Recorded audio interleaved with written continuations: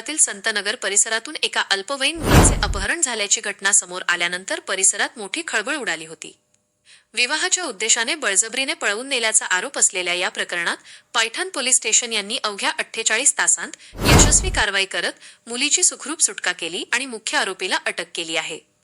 ही घटना 25 फेब्रुवारी 2026 रोजी दुपारी सुमारे 3 वाजण्याच्या सुमारास घडली. माहिती मिळताच तात्काळ गुन्हा नोंदवण्यात आला.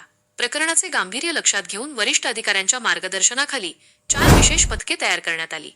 तपासादरम्यान पोलिसांनी जालना, पुणे, मुंबई, अहिल्यानगर तसेच मध्य प्रदेश येथे शोधमोहीम राबवली. तांत्रिक विश्लेषण आणि गोपनीय माहितीच्या आधारे आरोपीचे अचूक लोकेशन शोधण्यात आले. नियोजनबद्ध कारवाई करून केवळ 48 तासांच्या आत आरोपीला जेरबंद करण्यात आले आणि पीडित मुलीला सुरक्षितपणे तिच्या पालकांच्या स्वाधीन करण्यात आले. ही कारवाई पोलीस अधीक्षक विनयकुमार राठोड, अप्पर पोलीस अधीक्षक अन्नपूर्णा सिंह आणि उपविभागीय पोलीस अधिकारी सुनील पाटील यांच्या मार्गदर्शनाखाली पार पडली. या मोहिमेत पोलीस निरीक्षक महादेव गोमारे, सहाय्यक पोलीस निरीक्षक सुधीर मोटे आणि जनाबाई सांगळे यांनी समन्वय साधला. तसेच पोलीस उपनिरीक्षक संभाजी खाडे आणि ऋषिकेश तळेकर यांनी तपासात महत्त्वाची भूमिका बजावली.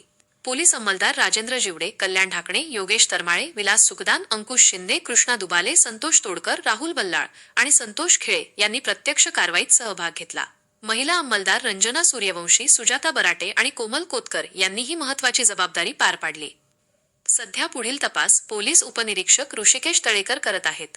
या जलद आणि समन्वयित कारवाईमुळे नागरिकांमध्ये समाधान व्यक्त होत आहे. कायद्याचा धाक निर्माण करण्यासाठी अशा प्रकारांवर तातडीची आणि कठोर कारवाई आवश्यक असल्याचे मत व्यक्त केले जात आहे. आर्यव्रत न्यूज, मराठी, पैठण.